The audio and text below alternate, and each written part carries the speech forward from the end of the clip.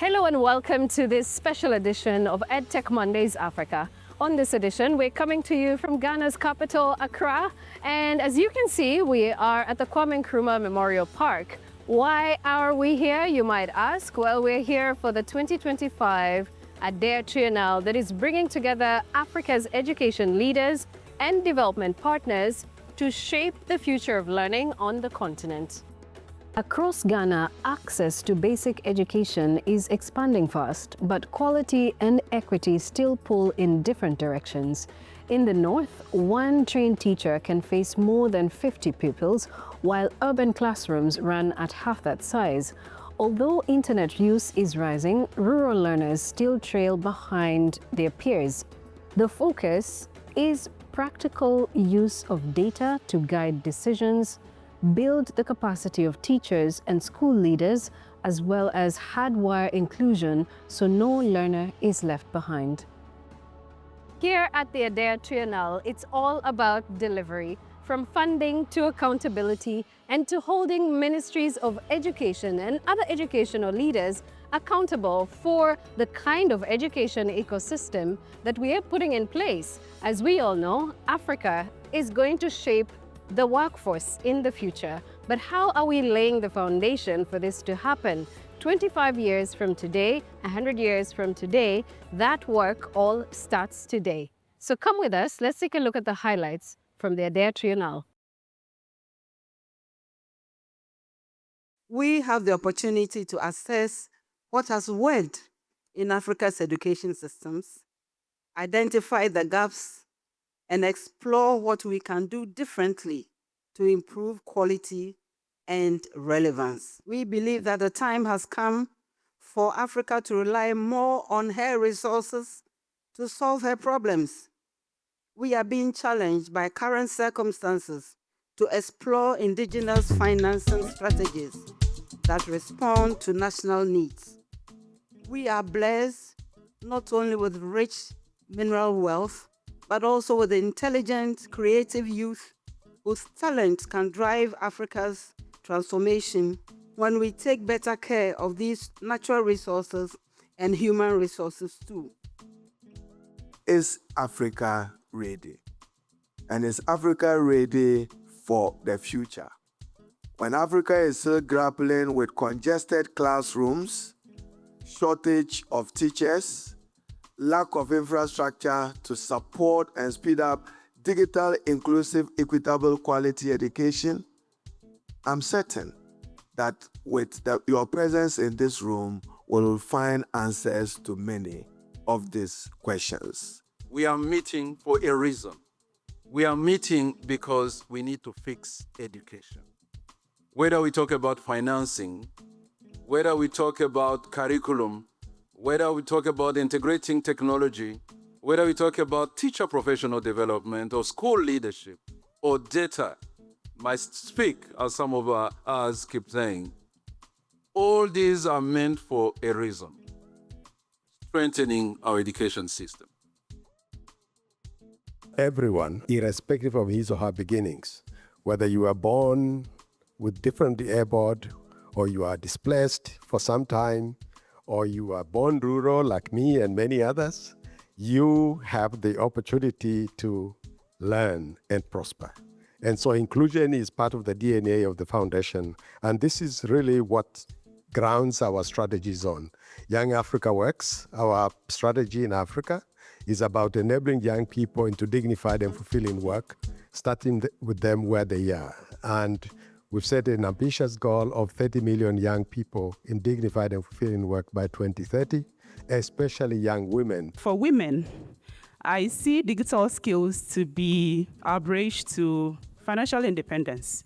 I know a lot of women have been wired to think that tech is too hard, but I strongly believe that this is one of the areas where success is based on your skill rather than gender or location. The evidence that is out there is that even though you have these girls in school participating, attaining and all of that, when it comes to the world of work, it speaks to a different story. Holistic education plus digital skills equals employment. And so if we take out digital skills from the holistic education which we are practicing, our learners in the future in the formal sector would not have enough jobs to do. How do you use digital technologies to create solutions to solve problems? And with that, we know that it requires devices in terms of computers in schools, and looking at the secondary level and higher education levels. In Ghana's situation, it's not only about developing or deploying the infrastructure. We have other limitations, and the major one among them is connectivity, both internet and also power. Our partner, the World Bank, in partnership with MasterCard Foundation, is developing a digital skills provision report across sub-Saharan Africa and what must change to better connect education and employment. It reviews how primary, secondary, and tertiary education systems are responding to the rising demand of digital skills. It acknowledges the growing role of non-formal education, such as boot camps, certifications, and online trainings as alternative pathways.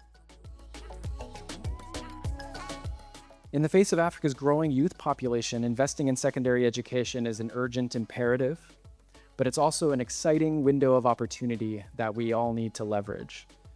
Africa's young people are not just the future of this continent, they are the present. And what the Foundation continues to hear from young people is that they are ready.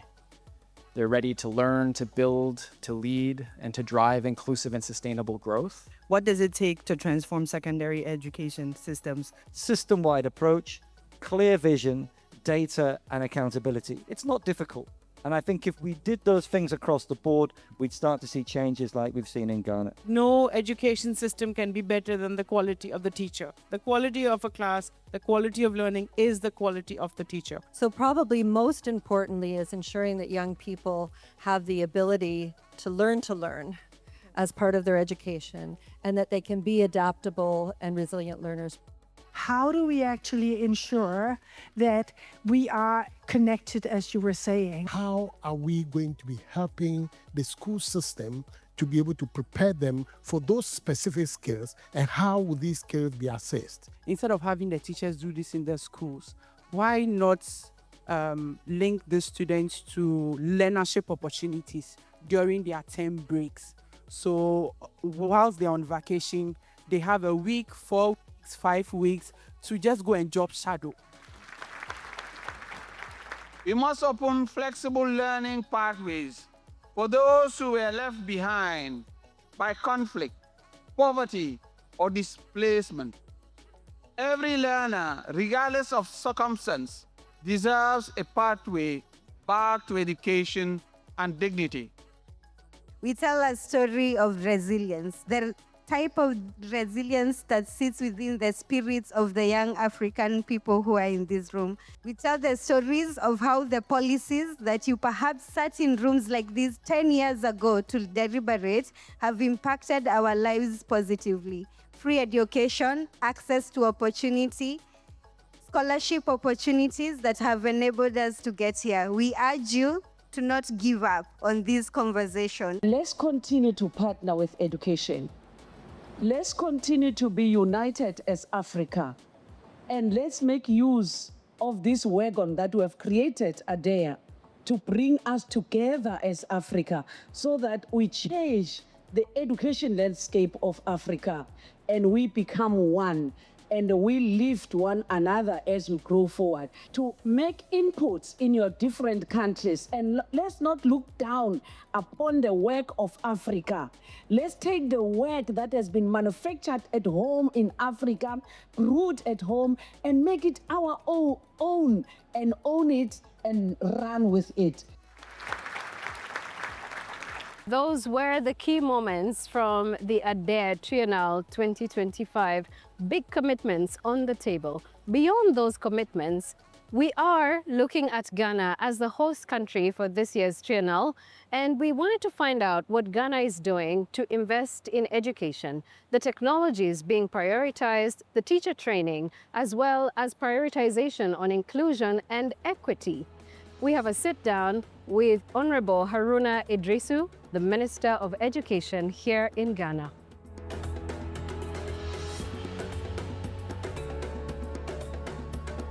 throughout 2025, we have focused on 10 recommendations from an EdTech conference that we had in 2024 and what it's going to take for Africa's education ecosystems to thrive with technology at the back of it all. And we are told that Ghana has made some strides in making sure they incorporate, or you incorporate, technology in education at all levels of education. And that's pretty much why we're here to have this conversation. So from your perspective, what does it take for a ministry to move from being a regulator to being a true champion of EdTech? It requires government and the ministry to be deliberate about its policy interventions in celebrating EdTech and recognizing that AI holds a key to the future and that artificial intelligence will necessarily change the way we learn, the way we teach, impact on learners, impact on teachers. We need to build new capacities of teachers. And then with EdTech, it's become the future of education cannot depend on the old ways of providing education. We would need what you call a technical backbone, one of infrastructure, two, hardware and software, and three, policy, and whether we are guided by data-driven evidence in the decisions that we take in the provision of inclusive, equitable, quality education. So Ghana, we are moving proactively to invest in digital education from kindergarten to primary school to junior high school and to senior high school. We are accelerating and increasing investment in digital technology. We have what we call the One Laptop Initiative, which provided for some teachers to have access to a laptop, and then also one laptop per student at the level of the senior high school. That is also part of our effort collectively to mainstream digitalization into education provision. But I should be quick to admit that not all our educational institutions are digital ready. There are many schools in the rural areas that do not have connectivity, even to electricity, let alone talk about internet broadband connectivity. And then the access to the hardware and software of a laptop or an equipment to guide this. But government is investing, as I have said, and into the next couple of years, we intend to invest more in the provision of digital education and to establish a framework of EdTech. And Ghana already has a policy and a strategy to do that.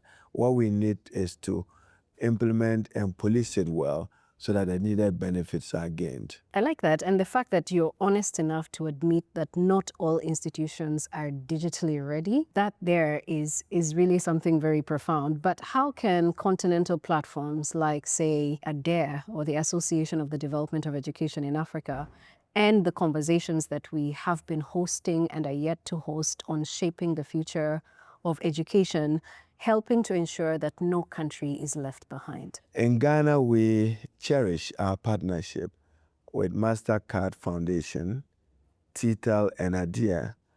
And that's why we are proudly hosting the ADARE Conference, which is looking at the future of education and strengthening and providing for the opportunities that will ensure, as I said, improved learning outcomes. So in Ghana, we are working with many of these partners, one, to expand access, two, to improve inclusivity, and then three, to drive it digitally. And as I admitted earlier, our infrastructure needs major overhaul in order that we take advantage of a rapid technologically changing world. Artificial intelligence, my fear is at two levels. One, is not likely to produce lazy students. That's one of the threats of a transition to artificial intelligence. The other would be about the preservation and security of data. How secured will be the data that we'll be using, particularly at the early stages in the provision of education. So a few ethical challenges would need to be addressed. But in Africa, and particularly using the Ghanaian example, I know it's about the same in Sierra Leone, in Gambia, and in Zambia.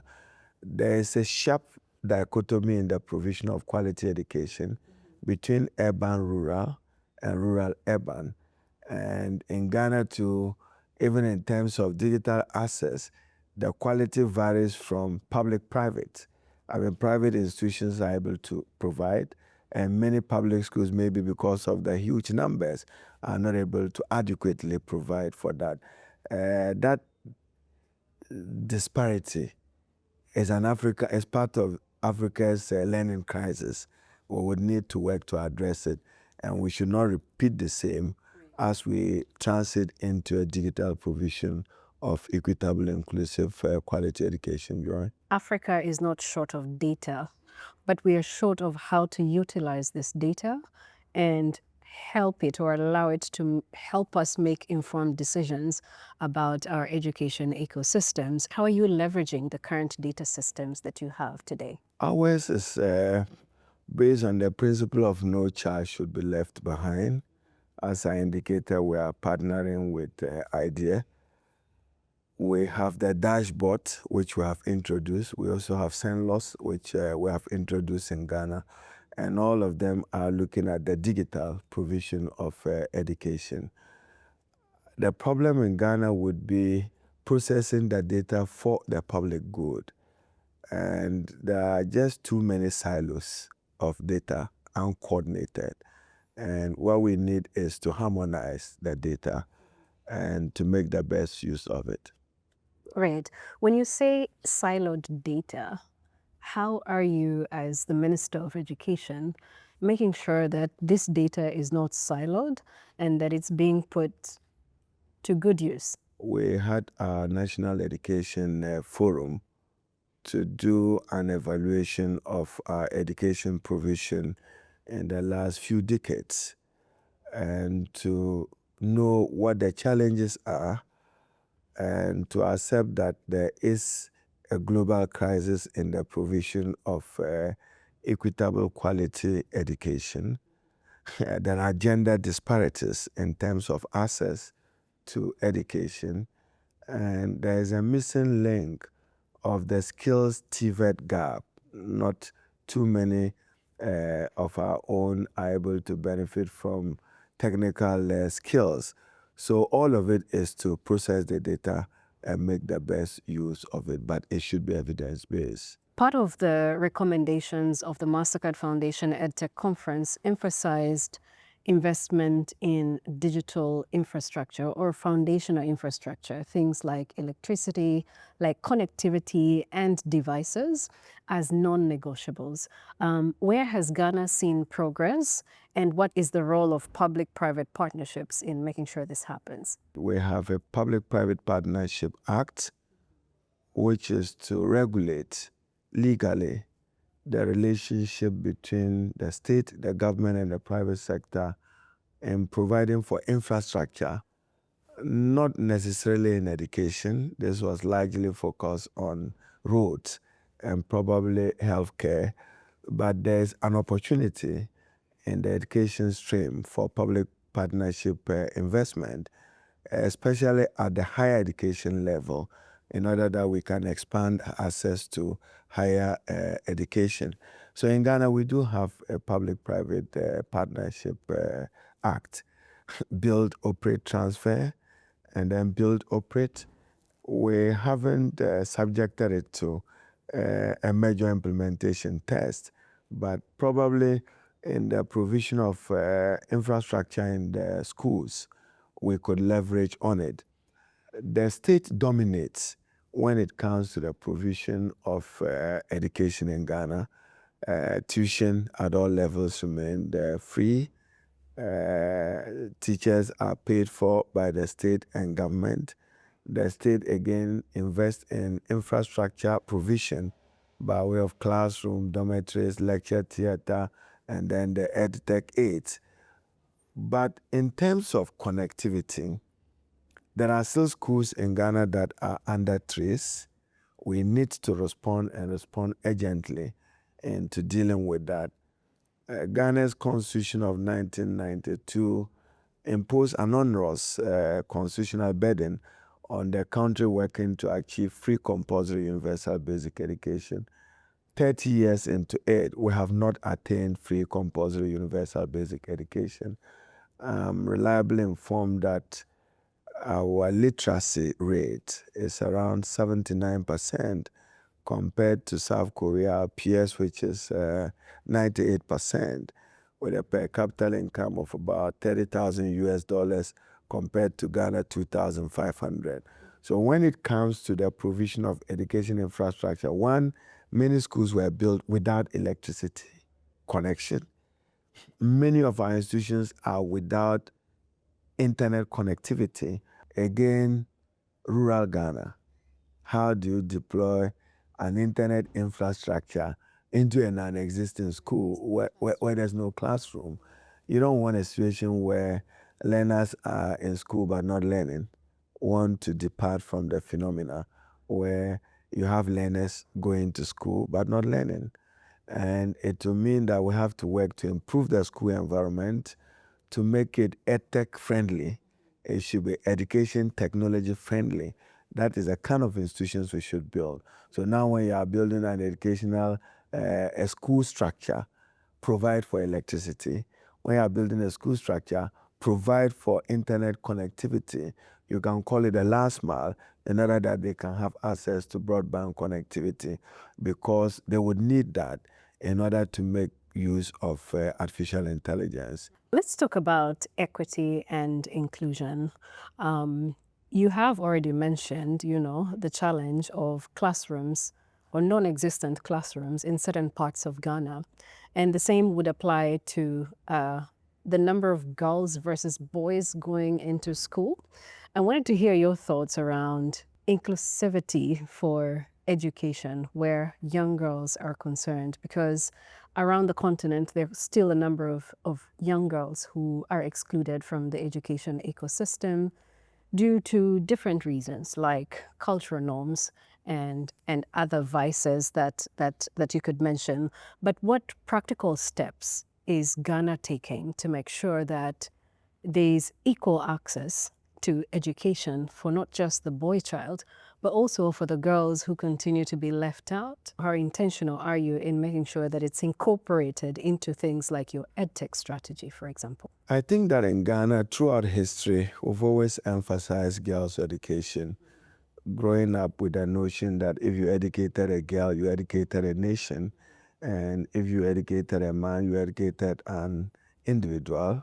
And for us in Ghana, we've also said that knowledge is like a baobab tree. You can't embrace it alone as an individual. And therefore, what is important is yes, there are disparities, but there are more girls in school now than before. As part of the deliberate actions of government, we intend even setting up a STEM or a science resource center in northern Ghana to serve the other half of the country. We have a similar facility already in Accra. We also are promoting girls in ICT, and we intend to expand infrastructure in about 10 schools, which will have dedicated ICT infrastructure for girls. One of the factors culturally that contributed to absenteeism and probably the dropout of young girls was the management of menstrual cycle and associated cause, and the inability of parents and students to bear it. So we've initiated what we call the free sanitary pad distribution, and we're upscaling it from the senior high school to the junior high school to lift the burden of the parent and the student in order that they can get focused and steady. We believe that that will contribute to some stability and a seamless learning for those young girls. We also are, as I said, encouraging girls in science, mathematics, and STEM, we note that young girls are not too enthused about technical and vocational education. So I'm encouraging some study to find out the why are young girls not interested in TVET, technical and vocational education, and what is it that we can do to whet their appetite to want to do that, particularly those who have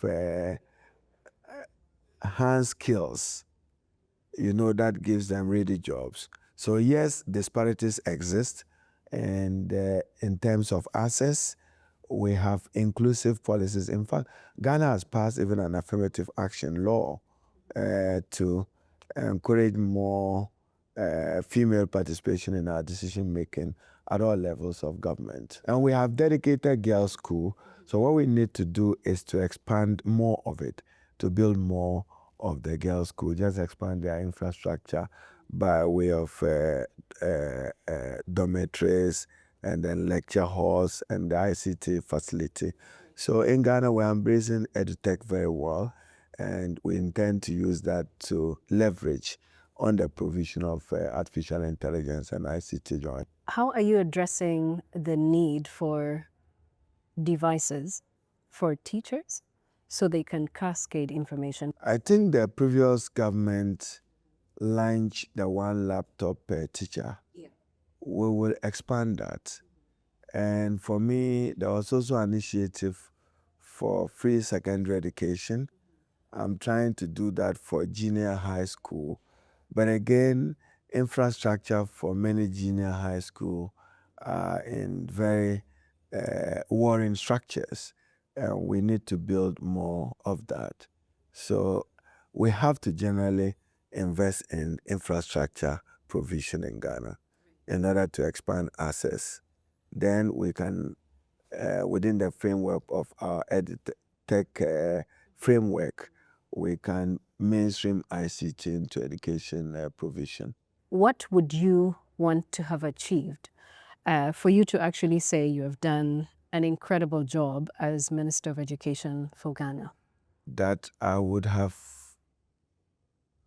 contributed sowing the seeds and to Ghana's quest in attaining quality, equitable, inclusive education where no child or learner is left behind in terms of access to any digital education tool. There are no schools under trace under my watch, and that every rural community in Ghana can boast of at least a basic education infrastructure. We are able to improve the quality of education generally, and we go beyond text literacy and numeracy into character building, and that we are shaping minds, critical, analytical minds that can contribute to problem solving with more investment in science, mathematics, and engineering education. So overall, expanded access to quality education. Why don't you leverage public-private partnerships to do this? It's not a popular initiative for education provision in Ghana. Every Ghanaian grows to believe to be dependent on the state. So the state provide me quality education. So even if the state is struggling, expanded access to quality education and take full advantage of a fast-changing world that learners can live their world. I like the example when you are using a child, mother, and telephone. When you get home and your daughter wants to have access to your phone, you know what she's telling you? That is their world. And their world is about a digital future. We cannot afford to leave them behind.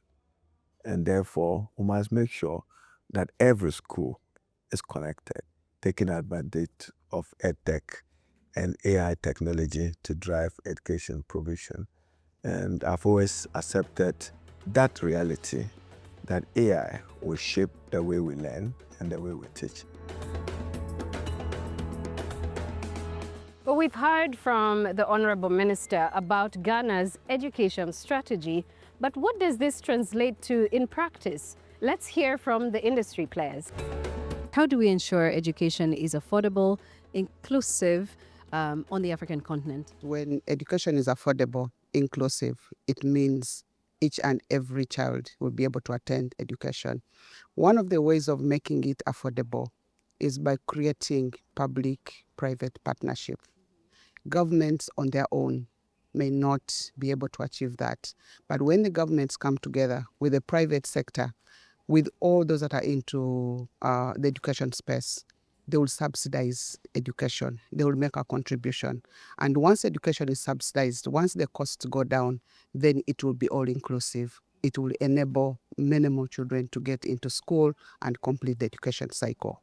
The second way of looking at it is about the policies. What policy frameworks do the governments have? What is it that has been put in place to ensure that education is affordable, to ensure that there is investment in education?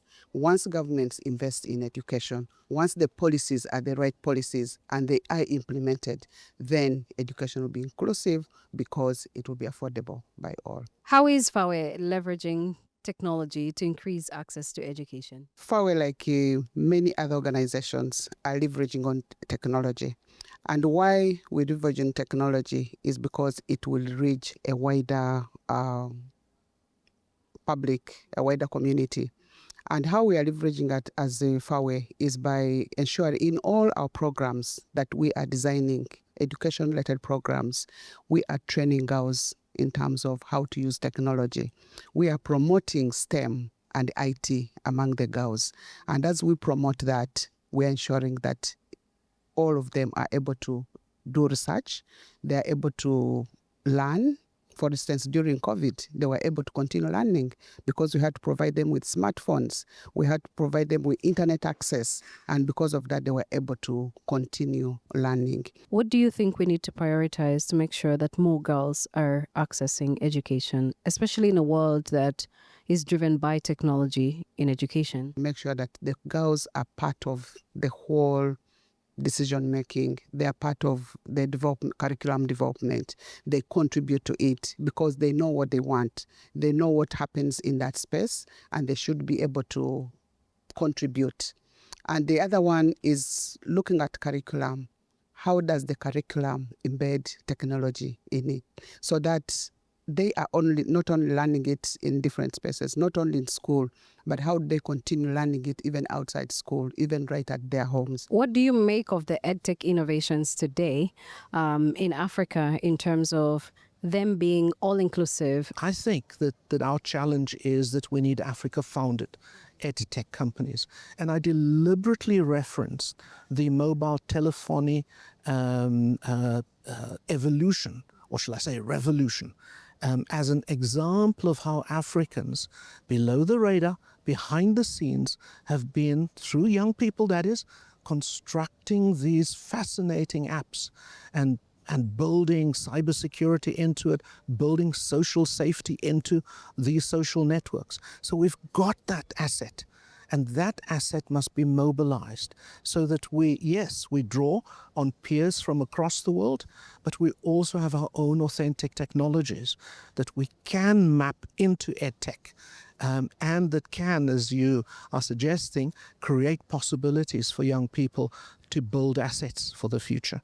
Why is there resistance to embrace African-led EdTech innovations to build resilient education ecosystems in Africa? I think the reluctance has to do with an absence of confidence. It is an intergenerational phenomenon. And I do think that you're right on point there. How do we energize, dynamize our teachers and school principals and universities? How do we dynamize them? My own experience as a university leader in South Africa was to mobilize champions. And so that meant at the University of Johannesburg, what we would do is we would call a gathering and we will see who pitch up amongst the academics, right? And those typically would be the ones who would be the first movers. And so we brought in EdTech companies to work with them to improve their capabilities so that it's not just a sham or a light touch use of technology. It's deep use of a range of technologies, right? So that they are able to connect more deliberately with young people who are steps ahead of us, right? If not miles ahead. And so I think that we can be more deliberate by mobilizing champions, supporting champions at school level, primary, high school, university, and college level. And I think that is my call to action. What do we need to do to build confidence of educators for the use of EdTech across Africa? The best experience I have is show and tell. So who does the showing and telling? It's teachers themselves. It's teachers who have been at or are now at the cutting edge of EdTech in the classroom, so to speak. And by the way, EdTech not in the classroom only, outside the classroom as well. And so when we showcase these role models, again, more deliberately, and not just showcase them, help them to become interlocutors in that space of reluctance and absence of confidence, so that they are able to help these teachers of ours row their way out of traditional teaching and learning and into this new vista of possibilities. What's your assessment of Africa's education ecosystem? Well, it's a mixed grill. So we had entered the millennium with everyone, worried about universal access to education. And so when we had the Millennium Development Goals, it was practically the second thing on that after the poverty goal. And in that period, so much effort went into universalizing access. And so Africa did well relatively compared to many other targets. So on access, I would say not bad. We need to get more children into school. But that's where it ends, because this data that tells you that children are in school but they're not learning, it means that schooling is not learning. And therefore we must bridge that gap and do it quickly. I want to hear your thoughts around technology in education. Where do you think the gaps are really? I think there are huge gaps. When you think in terms of what we're trying to solve for. We're trying to solve for people learning and being productive, right? And, when you think how so little in terms of teacher learning materials we have available, it's a critical factor for success in the learning agenda.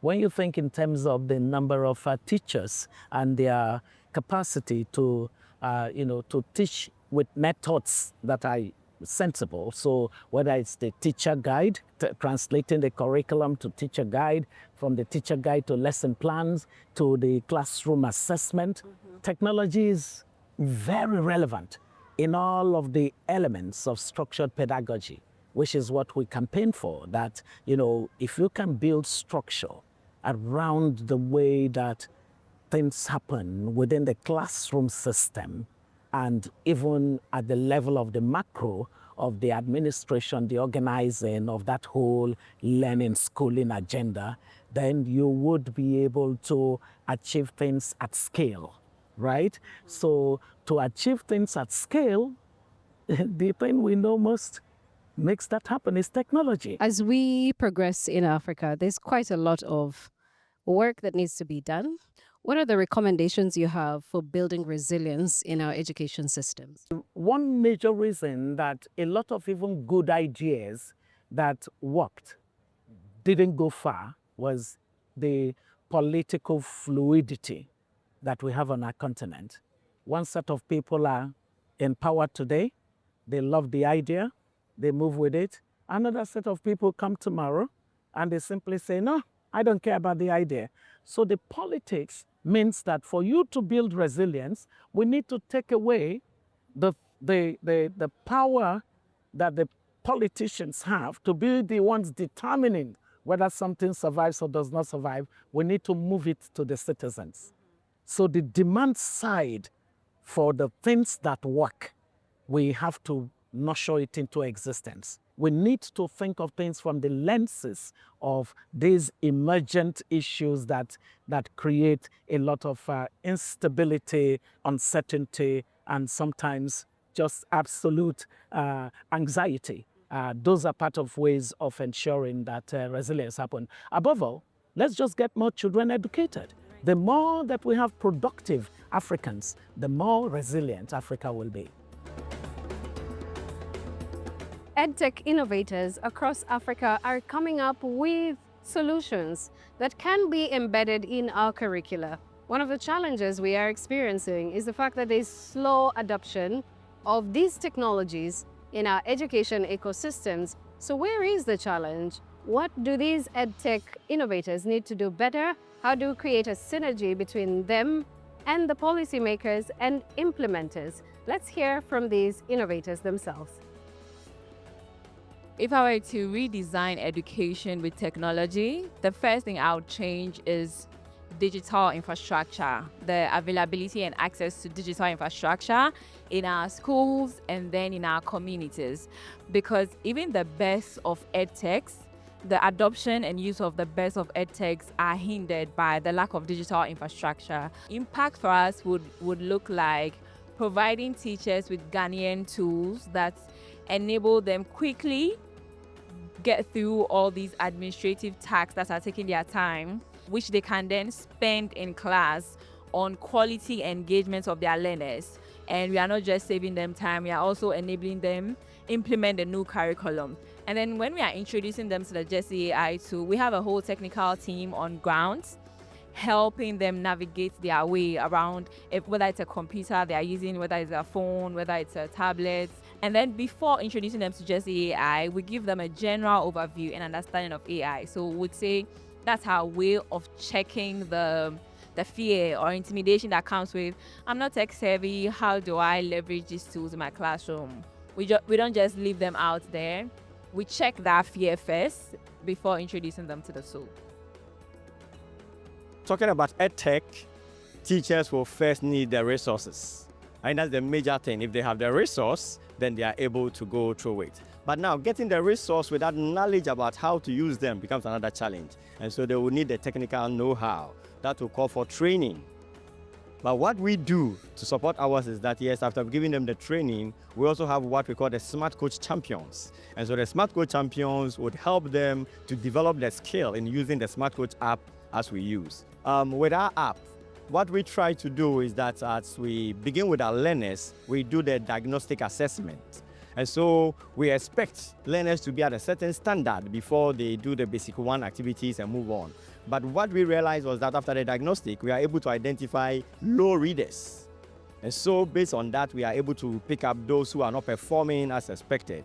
And so when the intervention begins to roll, at the end of the term, then we do an ORF assessment again, and then that helps us to track the progress that the learner is making. So those who lag behind, we do remediation activities for them. And so if we get to our teacher's guide, at the end of each week, there is an assessment. Those who are not able to perform are given remediation. Those who do so well, they also continue with the work as is expected of them. And so we identify them and we give them the support. If it had not been for the app, we might not be able to identify, because this one helps us to do a one-on-one assessment. In a normal sense, the students may be together to do an assessment. They may copy from their friends, and so you wouldn't know the exact capability of the learner. But where they do the one-on-one oral reading fluency test, it helps us to identify them as individuals, and so the support can be provided.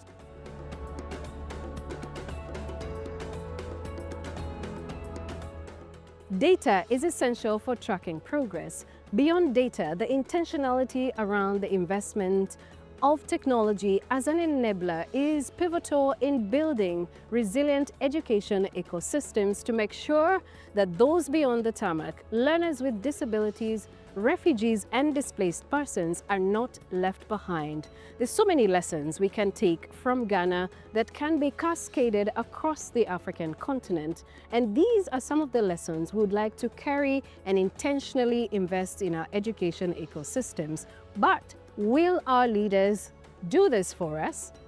Thank you all for joining us on this edition of EdTech Mondays Africa. It's been a special edition and pretty much the sum up of this season of EdTech Mondays Africa. We look forward to joining you and you joining us on the new season of EdTech Mondays Africa. My name is Joy Doreen Bira. Thank you all for joining us throughout this season.